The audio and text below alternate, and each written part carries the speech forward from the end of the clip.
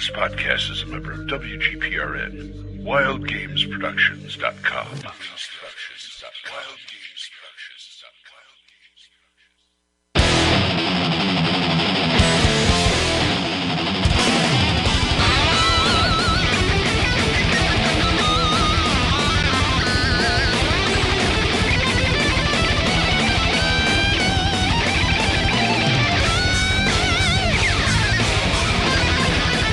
Roll for Initiative Podcast, Volume number 3, Special Insert number 9. Today I'm sitting alongside the director of the ConTessa, Stacy. Stacy, how are you today? I'm great. How are you? Good, thank you very much. And today we're going to talk a little bit about your convention. So it's called ConTessa. It's all online. So I want you to just first to start and tell me, before we get into the con, a little bit about yourself and your gaming background and how much of a big gamer you are yourself. Yes. Please do. I've been gaming, let's see, for how long? For 20 years now. Over 20 years, actually. Mm-hmm. I started with AD&D 2nd Edition, actually. And I started with all of the band geeks, because I was a band geek myself. We would play on the floor of the band room at lunchtime. So that's what you guys did in band camp, I see. Some of us, at least. Whoa. And it caught a hold of me, and I've been playing ever since then and running. I basically was always a GM, because all of my friends would swear that they were going to run a game. They just had to prep for it, and then years would go by and nothing would happen. So I just finally started running myself. Oh, okay. What are you up to these days as far as playing games? Well, I play in 2 games a week via Google+. And one of them is a Changeling game, and the other one is a rotating cast of games right now. Right now, I just finished making a character for a Rifts game that we're starting. And prior to that, we were playing Machinations of the Space Princess, and prior to that, it was Lamentations of the Flame Princess, and prior to that, it was Swords and Wizardry. So we've been all over the board. So you have some roots definitely in the old school there. Wow. Yeah, absolutely. And so when you sit down and roll your dice, do you still have that same feeling that when you started way back 20 years ago? No, I actually think it's better. I mean, it's back then I was so impatient that teenagers, you just want to get started immediately, that I didn't really ever go into detail on things that I wanted to do. And now that I'm older and wiser and have gone through all of this stuff before, I like it a lot more, the entire aspect of it. Yeah, I found it's not the same as when I was a kid. I feel that I didn't know the rules then, so everything was all like, whoa, when I started playing Advanced Dungeons & Dragons 1st Edition, and I was just like, whoa, and I had a great DM, and he was a DM that was just on the fly, on the ball, and he just boom, boom, boom, boom. Every adventure was exciting. We call him, on the show here, we call him the Great Joe DM, because he's every time we talk about it, it's kind of like, like that. The guy doesn't play. I actually connected with him recently. He doesn't play anymore now, which I'm kind of sad about. But at least he taught me everything I know. So yeah, he passed on the torch. Yeah. Now I sit down at games and I find it hard for me to play the game unless I find a DM that I like or a GM I like. So I mostly just run games myself. So yeah, I tend to be pretty picky myself.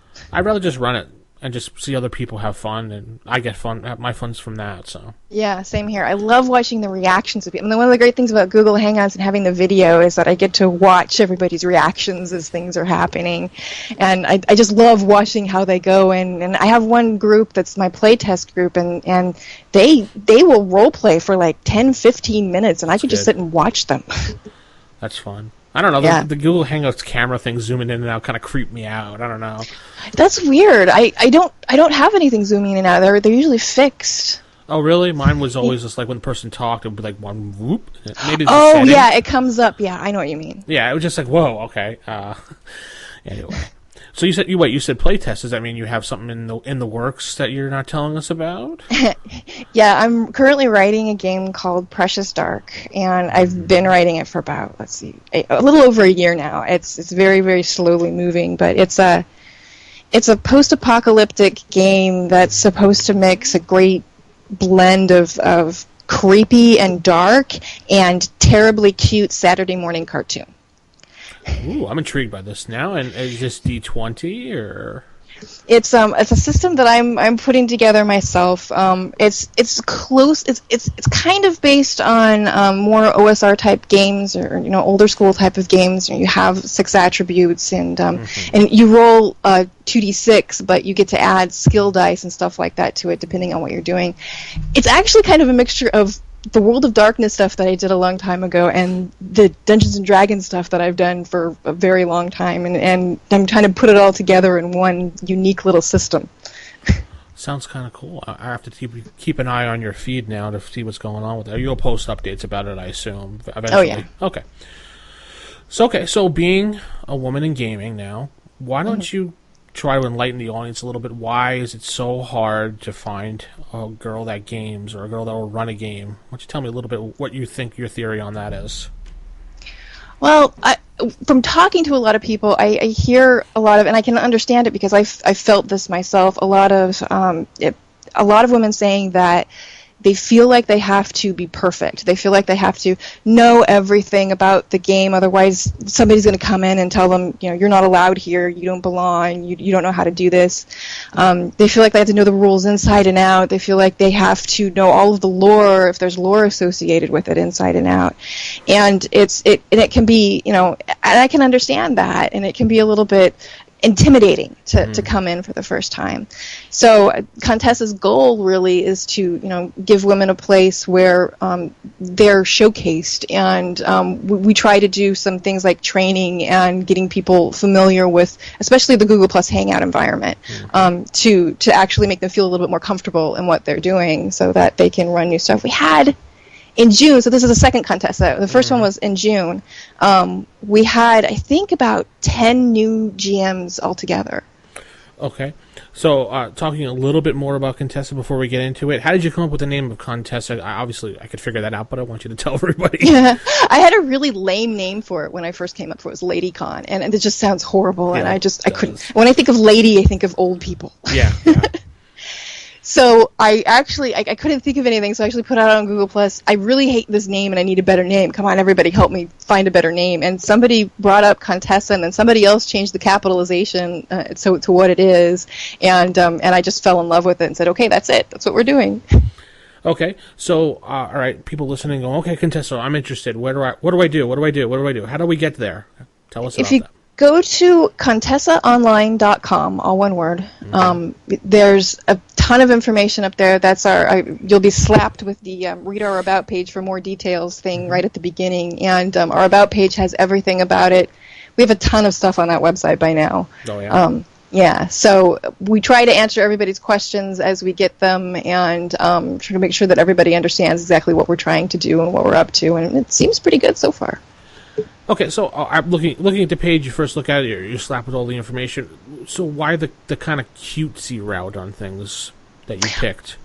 I wanted to keep it lightweight, and I want it because I want that the atmosphere that I want to be is one of fun, not necessarily introspection or deep thought about the state of women in gaming or anything like that. But we're here specifically to play games and to talk about playing games, and that's all we're going to do. So I wanted to put forth that kind of idea of a lightweight, fun kind of thing to do, and we try to keep anything else off of it. Did you think about maybe how that might turn some guys off, thinking, oh, wow, this kind of looks kind of girly for me, I don't want to be involved, and you don't really care, obviously? I don't really care. Mm-hmm. I mean, we've had a lot of our players are men, and we have a lot of them come in, so, it didn't really worry me a little bit. Honestly, I've gotten more flack from women about it being cutesy, and I don't really consider it cutesy, but... it's kind of there in the cutesy area, but it doesn't bother me. But I could see how it would bother some women. Going, well, if they want us to be taken seriously, this here doesn't really be. It's not really that serious. But you explained why you did that. So right. All right. Exactly. So I'm slapped with the front page. I'm past the cutesy. Going, all right. I'm gung ho for this. How does this whole thing work? How do I sign up? Can I run a game? Obviously, I'm a guy, so tell me about that. You have to identify as female in order to run a game, and that's a matter of a checkbox that we have on our registration site. What if I put a wig on and pretend to be a female? No, I'm kidding. I'm not going to question anybody. If you go to at the top in the links, there's something called Registration Central, and Registration Central is where we try to. Right now, the games aren't listed there, but it's where you need to go in order to actually sign up and create a game. And I just went to sign in and it didn't work, but. It's just figures. And you click on a button and you really only give us an elevator pitch and a time and date for when you want to run your game. And then it gets put into our system and we go through a quick approval process. Our approval process is basically we want to make sure that all of our events hit our apolitical goal, which means we don't have events where we specifically talk about the subjects of women in gaming because they are so heated, and we're trying to stay away from that heat and just kind of it's for the warriors out there, it's a time for them to come and relax and take a deep breath and not have to be constantly defending themselves. Mm-hmm. And for everybody else out there who's just tired of the arguments, it's for them to actually be able to come in and have a space where they don't have to worry about that kind of stuff. So we go through this approval process where we check really quick to make sure that everybody understood what the rules are when they put it in. I like you throwing out the Hollywood term there, elevator pitch. In case people don't know that out there, you have as much time as it takes the elevator to get up to the floor of where the executive would be to pitch the idea, which is usually about 30 seconds. Yep. So I just like how you include that. Very clever. And I mean, on the web, that means you have, I think, 250 words or something. Yeah. Characters or something like that. 250 or less to squeeze it in to tell me what you want to do, otherwise too bad. Exactly. Okay, so I've pitched an idea to you, and I'm a woman, and you obviously check it out. You think it's cool. The person signs up. Now, how do I get my friends interested to sign up? Is there a place they can go to sign up for the event, or they just say, I'm interested, I'm going to show up? They say there's a place for you to sign up. We have a partnership with another website called Tavern Keeper. Mm-hmm. Tavern Keeper is a campaign management site, and they've spent the last couple of months building out an API for us to actually connect into, as well as transforming a portion of their site to be con-friendly. And so we have a list of events there. It'll be linked very shortly from our homepage. It's not right now, but it will be there very, very shortly. And that gives you a whole list of all of the events that are currently available and that are currently going to be running, plus panels and campaign/games on one side and panels on the other.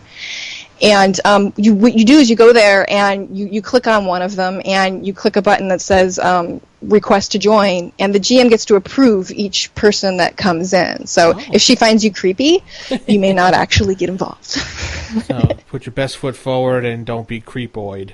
Yes. But it's to give them also that full control that you have over the particular game. So they get to decide who gets to come in and play.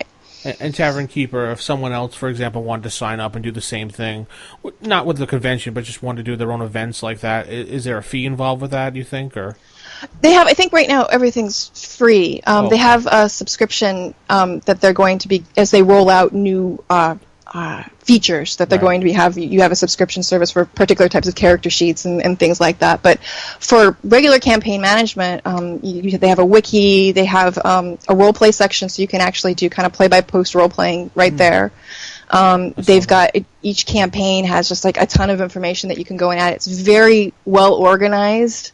And I like that it's nicer than a lot of the places that I've seen do this. It uses more modern web practices. Yeah. And it's also mobile and tablet friendly, so you can use it pretty much anywhere. And their idea is to have it so that it's a good tool for if you're playing online or even if you're playing offline, because you can keep everybody's character sheets there and then always look it up on your tablet while you're playing. Okay, awesome. Yeah, so they've got really cool stuff, and yeah, I definitely they've done some great stuff for us. So it's tavern-keeper.com, and it's I love their campaign management stuff. It's probably the best thing I've seen so far in campaign management. And okay, how is it compared versus Obsidian Portal or Epic Words? How do you find? Obviously, you're using Tavern Keeper because you like it and because you have a thing going on. But if you would step aside and look at the three of them together, I've only used Obsidian Portal, and I've always found it difficult to use. I didn't really like. I mean, as a web developer myself, I tend to have more. stringent requirements. But I always felt like I couldn't find whatever it was that I was looking for, and then when I did, like, it was just the text was too dense and I couldn't read things. I hear they redesigned recently, and I haven't been back since the redesign. Yeah, that's a nice new redesign. They have nice sleek design, modern. Yes, that sounds probably better than what I saw before. But yeah, that's kind of what I'm looking for, is a sleek, modern design, and a little bit more. I don't know exactly how to describe it. I don't think I've ever found one that does everything that I want it to do, but the folks at Tavern Keeper are coming close. There's always going to be something you're going to want that they don't have, so you'll get close to it eventually. Always, yeah. Okay, so now we're signed up. We got the event going. You're the GM, and I sign up. You approve me because you don't find me a creepo, so. Or maybe you do and you reject me, but whatever. Now, do I have to pay a fee or a donation, or everything's for free right now? Everything's free. And we take donations. We don't have a donation thing up right now. We just finished an Indiegogo campaign over the course of November and December. And we got enough money from it to actually be able to fund the entire convention. And to fund it, the money is to go to paying for the website, to paying for the illustrations that we get, all the cute little girls on there. Those are illustrations that I actually purchase. Oh, really? Okay. Yeah, and I've had them commissioned specifically for ConTessa. And the video animation that we had for Indiegogo that we transferred into just a quick introduction of what ConTessa is, all of that stuff, I wanted to make sure that the people who worked on it got paid for it, and they did. And then we have actually, because one of the things that you don't get at an online convention is that the physical things. You can walk through the convention floor and you can pick up all sorts of freebies and stuff like that. And there's prizes and there's all of these kind of things. You end up coming home with more stuff than you left. Yeah. But you don't get that with online conventions. So one of the things that we're doing is we're offering these kind of, we called them swag bags last year. I'm calling them goodie bags this year. But they have things like bookmarks and dice, and we make a zine out of all of the contest entries that we get, because we have like a game design contest and a usually like a random table design contest, and I think we're going to have an art contest this year. And we put that all together in a zine that everybody can come in and take, can get their hands on. What else do we have? We have lots of stuff that we like to give away, and we have quite a few sponsors who have donated not only physical stuff for us to send out, because I've got boxes of books and T-shirts in my living room from people who have donated things. Cool. But they also have donated a lot of PDFs so that we can give stuff away immediately right there at the convention. Oh, okay. That's awesome. Yeah. Okay. So everything's for free. Cool. Yep. Now, being this will be your second convention, I don't know if have you run into the problem with guys saying, "Hey, can I run an event? Come on, just let me run one event." Oh, all the time. Yeah. We've had. I usually get probably about one a week or so that either doesn't understand what we're trying to do or thinks that they're an exception to the rule. But it's really only if I compare that to how many people are actually interested in it, how many people play, and how many people come in. It's a very small amount of people, and usually they understand immediately when I explain, "No, sorry, you can't," but come on over and play, and they do come over and play. Okay, so we got the events going. It's the day of the convention. We're using using Roll20 software, correct? Some people do. We actually let people use whatever they want. Okay. Some people do. Not every game requires Roll20. We have a lot of GMs on Google Plus don't use it. They don't use anything for mapping. I tend to actually just do a screen share of my map, or I have a couple of things that I run on my tablet that actually let me draw on it and do kind of fog of war kind of things, but not as cool as Roll20 does it. I only haven't invested my time enough to learn Roll20 so that I can actually get all of that stuff in there, but I probably will eventually. So there's a little bit of a learning curve when it comes to actually getting into Roll20. So we like to do a little bit more of a theater of the mind thing, especially for people who are new. Yeah, I was going to say, because the Roll20 has everything you're talking about with the cameras and the background, so I figured maybe you can also use, I would assume you let people use Fantasy Grounds, D20 RPD or whatever it's called, I think. I'm not sure offhand. There was one gamer table as well, so you let them use whatever they want to bring to the table, Right. pretty much, the virtual table. Right. And they're all done via Google Plus Hangout, and they're all done Hangouts on air, which means that they're actually public. Anybody can watch them. Oh, okay. So someone could sit in the background and watch the game and just listen and chill out. Yes, and lots of people do for the competitions, particularly. Oh, tell us about the competitions then. We run, and in June I had this idea, and it's really my event, but I had this idea to run a completely random dungeon. So the dungeon itself is random. I used Don John's random dungeon creator, and then all of the dressing, all of the creatures, everything inside of the dungeon is completely random. So it's just made with a bunch of random tables. Okay. And then there's two groups. Each one has a team of 5 that sign up for it, and each one has a GM that I appoint, basically, because I don't GM these. Okay. I know too much. And the GMs don't actually get the PDF with the dungeon in it until an hour before the event starts. So they only have an hour to look over what it is that they're about to run. Ooh, crunch time. Yeah. Then the group gets together at the given time on Hangouts, and they have 3 hours to first go through character generation and decide how they're going to design their group, and then second, to get through as much of the dungeon as they possibly can. And if they finish it, if one of them finishes it and the other one doesn't, it's an instant win. But finishing it requires every single room to be explored. Oh, all right. They didn't even get close to finishing it in June, but I think I made it too big. If they finish it, they win. If they don't finish it, then what we do is we tally up all of the experience points they've gained, all of the loot they've picked up, and basically all of the gold that they've generated, and how many rooms that they've actually gone through. And then in June, it was obvious who was the winner and who was the loser. I'm hoping that it's going to be as obvious this time, and I don't have any tiebreakers. Yeah, you actually designed it like the old RPGA tournaments that TSR used to run. That's how they did theirs, pretty much. Really? Yeah, wow, it was awesome. all get as far as you can and then advance to the next stage. So. Yep. And this year we're going to have, last year we had only one of them. This year I'm going to have 2 of them running, one on Saturday and one on Sunday. And one of them is team play, so you organize your team before and then submit that team, and that team goes in. And the other one is individual sign-ups, so you don't know what kind of group you're actually going to end up in. And you got a lot of girls stepping up to GM now that they've seen this convention more and more. Yeah, it still can be hard for me to find GMs, especially for kind of OSR stuff. A lot of the women that I have coming into GM, they like to do story games and more indie games and things like that. And Pathfinder's a big one too, although and D&D, although we didn't have that many in June. I'm hoping we'll have some more come in this year. Because there were a lot of independent games and story games run. It was almost an independent gaming convention. Do you think maybe they like running those games more so because there's more of an impromptu gameplay than having to know all the rules, which led back to what you said, they might be, looked down upon because they don't know every rule, they didn't memorize everything. You think maybe that could be the reason of that? Possibly, I think it leads to, I think a lot of women like the more narrative game than a game that's going to focus a lot on rolling dice or using heavy statistics or being a numbers game, basically.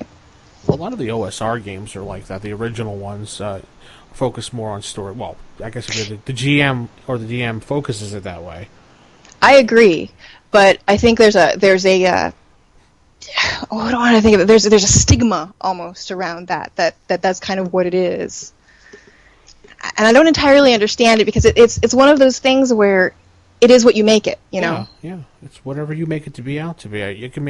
I can take any game that well, except for 4th edition. I can't take that game. It's impossible. But any of the D&D games, editions, I can take it and make it old school. It's just a style of playing. That's all versus just focusing on the rules. Right. More of a just on the fly, make up the rules as you go, just be consistent, and you don't have to, just lay back and have fun. That's all. Yes, exactly. But, probably they're a little nervous about it because, there's all that history behind it. So, like you're saying. Quite possibly. I'm hoping that that I just haven't found the right demographic, and I'm gonna find this hidden cache of OSR kind of GMs who want to come in and run all of this stuff. But who knows? Well, there's quite a few ladies that listen to this podcast, and some of them do run games, and I've encountered on my own locally here girls that are in their early 20s just coming, oh, I heard all about this AD&D stuff, and can we sit in the game and play? And then they play, and they have like loads of fun, and they wind up like buying every one of the books obsessively and start playing on their own. So it's fun.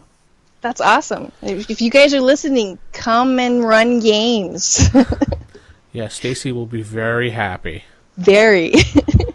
So what's the future plan for ConTessa? Just to keep going, obviously, keep showing it out there. Do you have any ideas that you're thinking about putting into the con that you're not sure about just yet that you might be able to tell us about, or not really?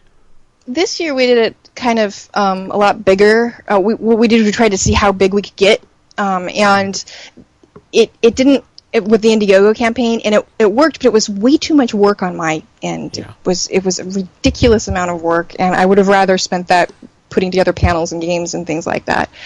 So next year we're gonna bring down the focus a little bit more back to just the games. I'm gonna take out some of the physical merchandise because that also takes me a lot of time to actually do and take care of, and then we're gonna focus more on the games and the panels themselves and digital prizes.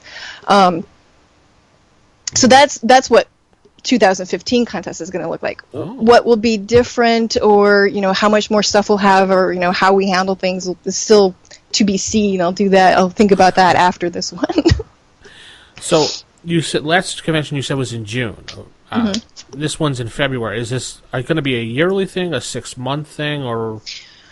I want it to be an annual thing. Okay. It was in June this past year only because I wanted to have it earlier, but I got sick and then I had to have surgery, and then there was 3 months worth of me getting myself back together. So there was no way that I could actually handle it. And the June convention I did alone. I organized it, I ran it, I did everything by myself.